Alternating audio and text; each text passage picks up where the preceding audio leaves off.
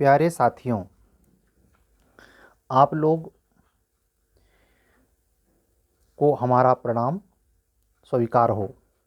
सभी अधिवक्ता बंधुओं और बहनों को उस अध्ययन के लिए जो परमात्मा विशेष शक्ति के तौर पर आप लोगों को ताकतवर बनाए कि इस अध्ययन में जुडिशरी के मेंस के लिए खासकर मैं कंटिन्यूअस आपका फोकस बनाए रखना चाहता हूं। अगर आप उत्तर प्रदेश जूनियर डिवीज़न की मुख्य परीक्षा देने की स्थिति में हैं तो आप उसमें से ज़्यादा रिस के कहीं और न बहे। जो कंडीशन है, जो वर्तमान नए सिलेबस में पहली बार परीक्षा हो रही है, जिसमें हिंदी भी 100 नंबर की है, आपको पता है, और जिसमें माइनर लॉ के 9 पेपर भी जुड़े हैं, तो इसके चलते एक रोचक स्थिति क्रिएट हो गई है कि अब की बार देखिए होता है क्या। अब इसी कहते हैं कि जब नीति या नियम या मौसम बदलता है तो मौसम के रुख के हिसाब से जो अपने आप को ढालता है, सावधानियां बरतता है, वो निपट जाता है। कोरोना जैसी महामारी में डॉक्टरी उपचार तो जो था आयुर्वेद था, सारा वैद था, लेकिन आपने महसूस किया होगा अधिकतर लोग सावधानी से बच पाए हैं। जो सावधानी जरूरी है कि उसको हम ऐसा संक्रमण ना फैले, हम ऐसा कृत्य ना करें। वैसे ही आपके इस अध्ययन में बदले हुए टर्मिनोलॉजी में, बदले हुए सिलेबस में क्या सावधानी बरतें, क्या जरूर करें। मैं शुरू से कह रहा हूँ, जब से ये प्री का एग्ज़ाम, प्री का मतलब लोग विज्ञापन आया, लोग फार्म डाल रहे थे कि आप 2 पेपर को गंभीरता से लें, सामान्य ज्ञान, Hindi language, English language. Law में अगर आप कमज़ोर हैं तब तो आप है ही नहीं। जो 300 सीट पे सिलेक्शन होना है, आपको बता रहा हूं कि उनकी जो औसत यानी 300 उस कैंडिडेट जिसका फाइनली होगा,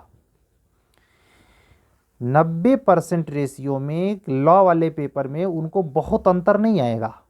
लेकिन वही लड़के जो यहाँ अंतर लेंगे, यानी अगर आप मान लीजिए ऐसा हो सकता है, आप बाद में मार्क्स जब आएगा, भविष्य में जब ज्वाइनिंग हो जाएगी, तो आप एक रोचक आंकड़ा देखने को पाएंगे कि भैया लॉ में तो हम भी उतने नंबर पाए थे, लेकिन हम बाहर इसलिए हो गए क्योंकि हमारा जीएस के पेपर में बिल्कुल ख़राब नंबर आया, बहुत कम नंबर आया, 200 में 50 नंबर भी नहीं मिला।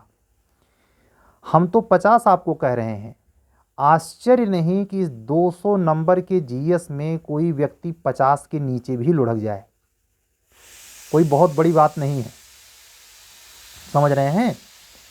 ये भी ध्यान रखिए कि ये चीज़ें जो आप अध्ययन में इंट्रोड्यूस करते हैं नए नवीन स्तर पर, उसमें एक चीज़ और महत्वपूर्ण हो जाती है कि आप तैयारी के दरमियान उन नए चीज़ों को कितनी गंभीरता से ले रहे हैं।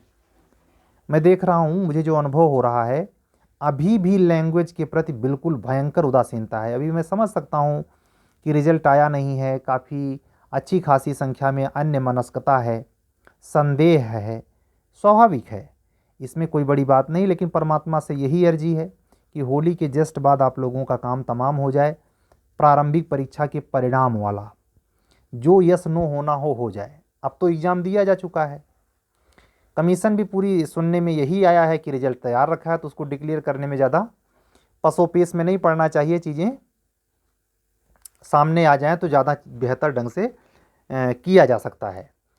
तो मैं यही कह रहा था कि आप लैंग्वेज के पेपर से अगर फ्रेश जोन में हैं तो भी, या बॉर्डर पे हैं तो भी, अगर आप मेंस की दृष्टि से आप मेंस की पढ़ाई कर रहे हैं पर डे, तो आप इस बात को गौर करें कि जीएस वाले टॉपिक पर आप कैसे कवर करेंगे।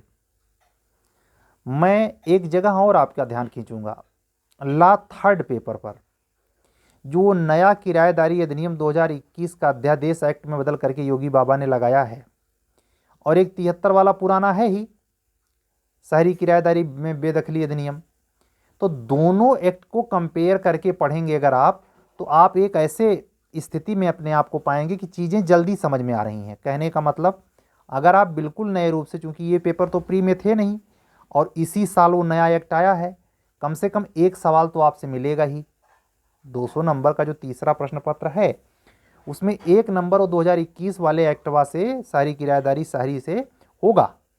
तो उस एक को पढ़ने के साथ साथ आप ऐसा करें कि पहले शहरी किराएदारी अधिनियम 1973 वाला पढ़ें, जो कि आप ऑलरेडी पढ़ते रहे हैं, और उसके तुरंत बाद इसको पढ़ें, या साथ साथ पढ़ें तो और बेहतर है।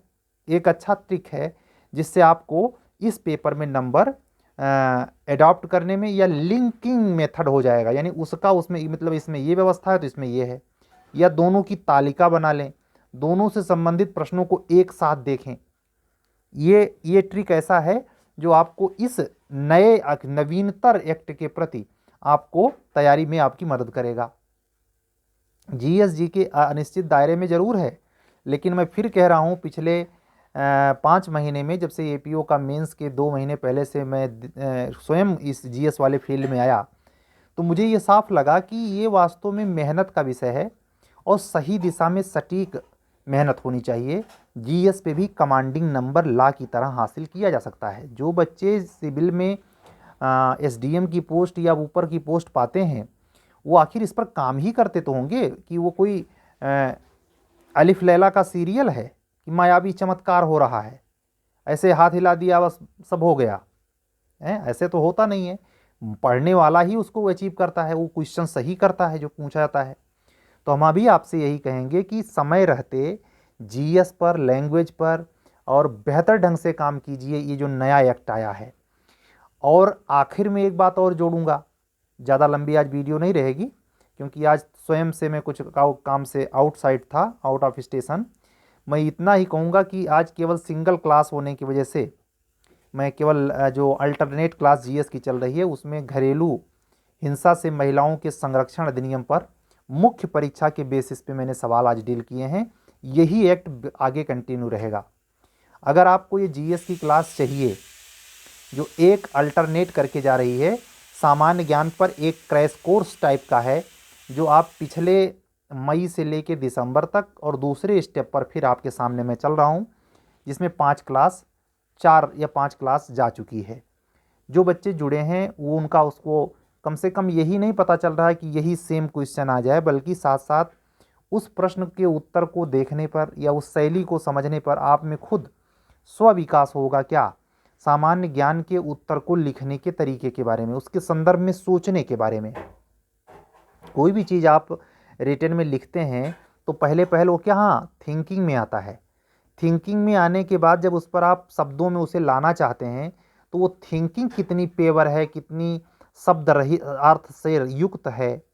अगर शब्द अर्थ युक्त नहीं है तो वो फिर किसी काम का नहीं होगा। आप सड़े गले आंसर लिख के आएंगे तो नंबर थोड़े पाएंगे। और दूसरी बात, जो स्मृति आपके लिए विधि वाले प्रश्न पत्र में ज़रूरी है, वही स्मृति जो सिंगल नंबर 2 नंबर में 10 नंबर 20 नंबर से 30 नंबर के बीच में शब्दावली वाले क्वेश्चन रहेंगे, 80 शब्द वाले रहेंगे।